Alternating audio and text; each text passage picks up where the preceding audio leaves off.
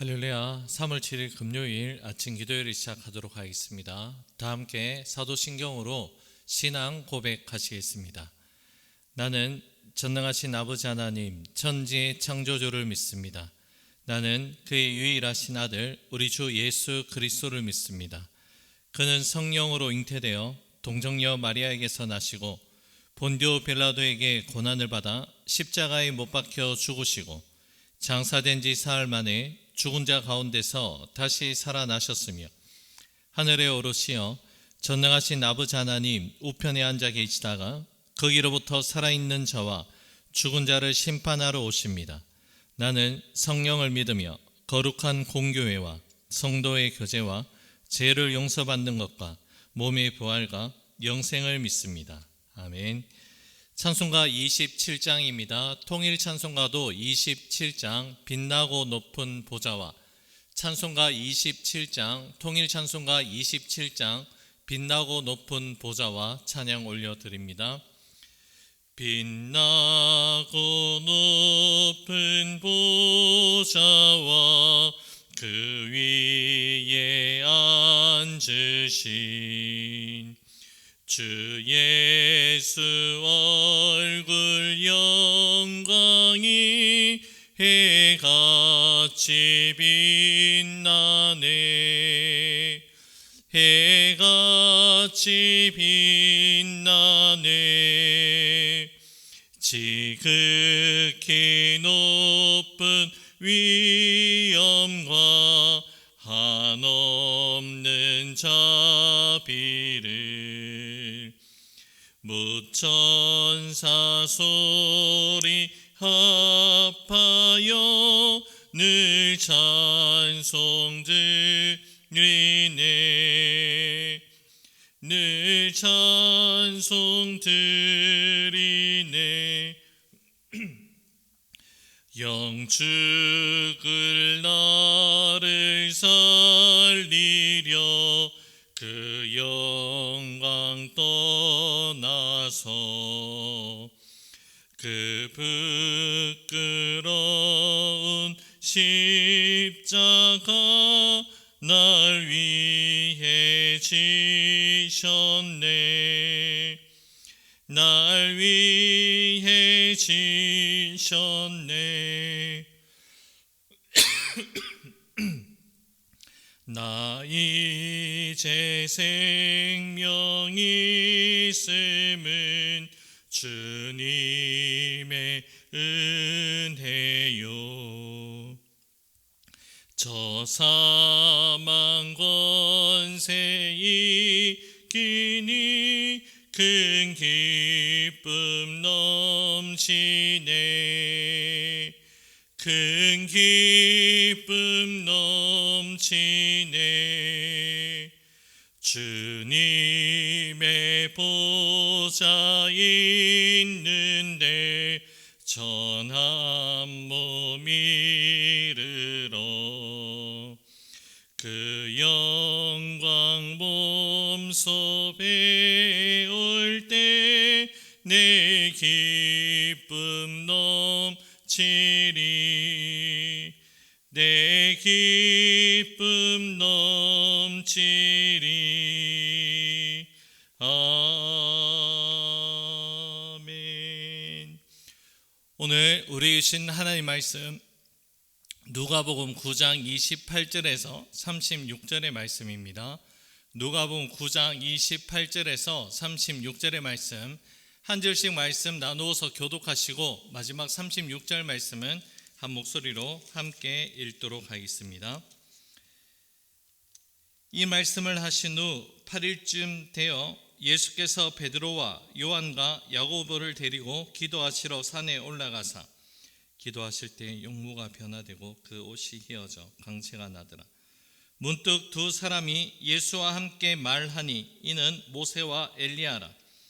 영광 중에 나타나서 장차 예수께서 예루살렘에서 별세하실 것을 말할세.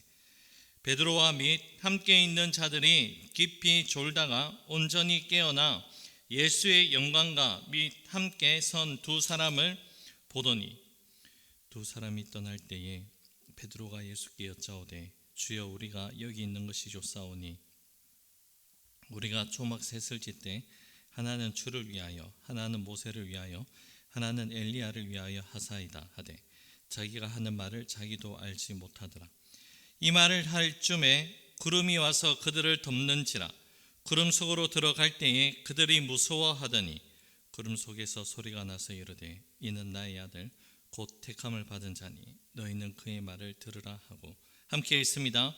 소리가 그침에 오직 예수만 보이더라. 제자들이 잠잠하여 그 본 것을 무엇이든지 그때에는 아무에게도 이르지 아니하리라. 아멘. 예수님은 제자들을 부르셔서 제자들과 함께 그 복음의 사역을 감당하셨습니다. 제자들은 예수님의 곁에서 예수님이 전하시는 하나님 나라의 그 복음의 말씀을 직접 전해 들었으며 치유의 현장과 수많은 이적들을 예수님을 통해서 직접 체험하게 되었습니다. 여러 가지 이적과 예수님의 말씀을 들은 제자들은 그렇다면 예수님을 어떠한 분으로 여기고 있었을까요? 마태복음 16장 말씀에 예수님은 제자들에게 자신이 어떠한 존재로 여기고 있는지에 대한 질문을 하십니다. 그 질문에 대해서 베드로가 주는 그리스도시요 살아계신 하나님의 아들입니다 라는 믿음의 고백을 합니다. 이러한 고백을 들으신 후에 예수님께서는 이 땅에 오신 목적이 고난을 받고 죽임을 당하고 제3일에 부활해야 된다는 1차 순환 예고에 대한 그 말씀을 전하십니다. 이러한 고난에 대해서 말씀할 때에 베드로가 이를 아주 강력하게 항변하였음을 미루어 보아서 제자들은 아직 예수님이 누구인지 예수님이 이 땅 가운데 왜 오셨는지에 대한 깊은 믿음의 이해는 없었다라는 것을 알 수 있습니다. 예수님께서 앞으로 고난을 당하신다는 이 말에 강력하게 부인하면서 이를 거부한 베드로의 행동을 미루어 보았을 때 베드로를 포함한 제자들은 아직도 영원이 아닌 현재에만 집착하고 집중하고 있다는 것을 알 수 있습니다. 오늘 본문의 말씀은 예수님께서 제자들에게 자신이 이 땅에 왜 오셨는지에 대해서 밝히신 후에 6일 이후에 시간이 흐르고 난 뒤에 사건이 기록되어 있습니다. 예수님께서 베드로와 야고보, 요한을 데리고 변화산에 올라가셨고 바로 그들 앞에서 예수님의 모습은 영광스러운 모습으로 변형되어 모세와 엘리야와 더불어 말씀을 나누었습니다. 모세는 우리가 잘 알고 있는 것처럼 구약의 율법을 대표하는 인물이고 엘리야는 선지자를 대표하는 인물입니다. 예수님께서 모세와 엘리야와 더불어 하신 말씀의 내용을 본문 31절에서는 다음과 같이 기록하고 있는데요.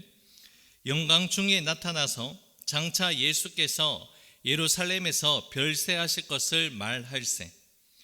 예수님과 말씀을 마치고 모세와 엘리야가 떠나고 난 뒤에 베드로는 다급하게 예수님께 다음과 같은 말을 합니다. 33절 말씀입니다. 두 사람이 떠날 때 베드로가 예수께 여짜오되 주여 우리가 여기 있는 것이 좋사오니 우리가 초막 셋을 짓되 하나는 주를 위하여 하나는 모세를 위하여 하나는 엘리야를 위하여 하사이다 하되 자기가 하는 말을 자기도 알지 못하더라. 이 구절에 담겨져 있는 베드로의 말에 대해서 많은 성경 주의자들은 여러 가지 해석들을 내어놓지만 이것은 아직도 베드로와 제자들의 시선이 지극히 현세적이고 현재에만 국한되어 있다는 것을 바라보고 있는 것으로 해석이 가능합니다. 지금 이 상황 속에 안주하고 머물러 버리겠다라는 그런 뜻이죠. 자신들의 기로 분명히 구약을 대표하는 대표자들이 예수님께 와서 앞으로 예루살렘에서 돌아가실 것이라는 그 말씀을 들었음에도 불구하고 제자들은 이러한 사실, 예수님의 죽음에 대해서 부인하고 있는 모습입니다. 그냥 지금 이 상태로 있는 것이 좋다고 그렇게 여기고 있는 자들이죠. 바로 이러한 제자들의 귀에 하나님의 음성이 들립니다. 본문 35절입니다. 구름 속에서 소리가 나서 이르되 이는 나의 아들 곧 택함을 받은 자니 너희는 그의 말을 들으라 하고, 제자들은 예수님이 영광스러운 모습으로 변화된 것을, 그리고 구약의 모세와 엘리야를 자신들의 눈을 통해 직접 보았을 뿐만이 아니라 하늘로부터 예수님께서 하나님의 아들이라는 그 말씀도 분명하게 들었습니다. 이렇게 놀라운 광경을 직접 목격하였지만 그들은 아직도 예수님에 대해서 영적으로 깊이 이해하고 있지 못했습니다. 마태복음 동일한 병행 본문의 말씀, 마태복음 17장 10절 말씀을 보면 변화산에서 내려오면서 제자들은 예수님께 다음과 같은 질문을 합니다. 어찌하여 서기관들이 엘리야가 먼저 와야 한다고 합니까? 라는 질문을 하게 됩니다. 즉, 이 질문은 우리가 기다리는 메시아는 구약에 의하면 엘리야 선지자가 먼저 와서 메시아가 오시는 것을 준비해야 되는데 아직 선지자 엘리야가 오지 않았는데 어떻게 예수님 당신께서 메시아가 될 수 있습니까? 라는 그러한 뜻을 가집니다. 이에 예수님께서는 이들에게 세례 요한이 엘리야로 와서 이미 예수님의 길을 준비했다는 것을 깨닫게 해주십니다. 여러분, 오늘 본문의 말씀을 통해서 지금 우리의 시선이 어디로 향하고 있는지를 한번 되돌아봐야 할 것입니다. 누구보다도 예수님과 밀접하게 있었고 동고동락했던 제자들은 분명히 예수님을 통해서 직접 말씀을 들었을 뿐만이 아니라 예수님의 말씀을 직접 체험한 자들입니다. 어디 그뿐입니까? 그들은 예수님의 사역 현장 가운데서 일어나는 치유와 이적을 직접 경험한 자들입니다. 그럼에도 불구하고 그들의 시선은 아직도 늘 현재만을 바라보고 있었습니다. 여러분, 현재만을 바라본다는 것은 예수님의 말씀의 본뜻을 이해하지 못한 모습입니다. 예수님께서 사역의 현장에서 사람들의 병을 고치고 이적을 행하신 것은 이적 자체에 목적을 둔 것이 아니라 이 일들을 통해 예수님이 어떠한 분인지 그것을 알기 원하였는데 제자들은 이러한 예수님에 대한 믿음의 확신이 없었다는 것이죠. 또 설령 예수님께서 하나님의 아들이라고, 예수님을 향해 하나님의 아들이라고 고백하였음에도 불구하고 아직은 예수님에 대한 깊은 영적인 이해를 그들은 하고 있지 못했다는 것이죠. 그러하기에 예수님께서 돌아가셔야 한다는 것을 계속해서 부인하고 거부하고 있는 모습입니다. 변화산에서 구약을 대표하는 모세와 엘리야가 예수님께서 이 땅에 오신 궁극적인 사역에 대해서 전하였음에도 불구하고 그들은 여전히 자신의 귀로 들려오는 이 말씀을 영적으로 깨닫고 있지 못하였습니다.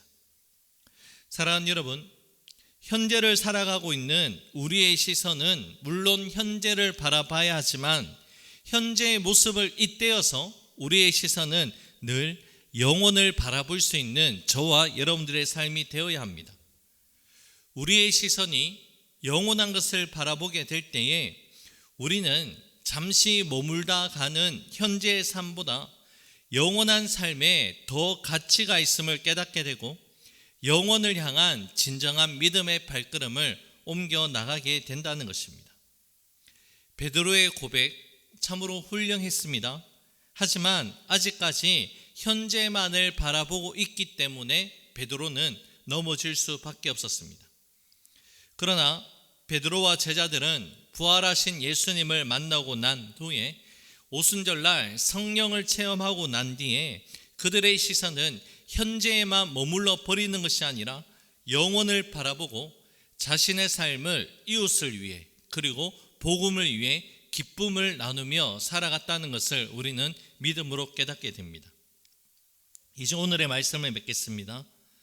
사랑하는 여러분, 우리는 오늘을 살아가고 있는 자들이지만 우리의 시선은 오늘만을 바라보며 살아가는 자들이 아니라 우리는 믿음의 눈으로 영원한 것을 바라보며 우리의 삶을 하나님과 이웃을 위해 살아가는 그러한 삶의 목표를 정해야 될 줄로 믿습니다. 바로 그렇게 살아가는 것이 품격 있는 그리스도인의 삶을 살아가는 것입니다.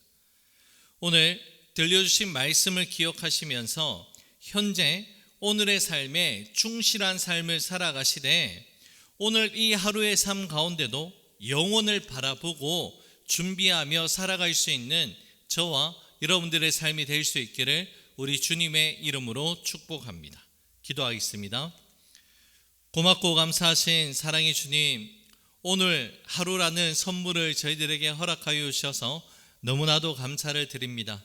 사랑의 주님, 오늘 하루의 삶을 살아가되 오늘 하루만을 위해서 우리가 살아가는 자들이 아니라 현재만을 위해서 살아가는 자들이 아니라 영원한 것을 사모할 수 있고 하늘의 것을 사모하며 살아갈 수 있는 우리의 삶이 될 수 있도록 은혜를 다하여 주시옵소서. 모든 것 주님께 감사드리오며 예수님 이름으로 기도 올려드립니다. 아멘. 하늘에 계신 우리 아버지, 아버지의 이름을 거룩하게 하시며 아버지의 나라가 오게 하시며 아버지의 뜻이 하늘에서와 같이 땅에서도 이루어지게 하소서. 오늘 우리에게 일용할 양식을 주시고 우리가 우리에게 잘못한 사람을 용서하여 준 것 같이 우리 죄를 용서하여 주시고 우리를 시험에 빠지지 않게 하시고 악에서 구하소서. 나라와 권능과 영광이 영원히 아버지의 것입니다. 아멘. 개인적으로 기도하는 시간을 가지도록 하겠습니다.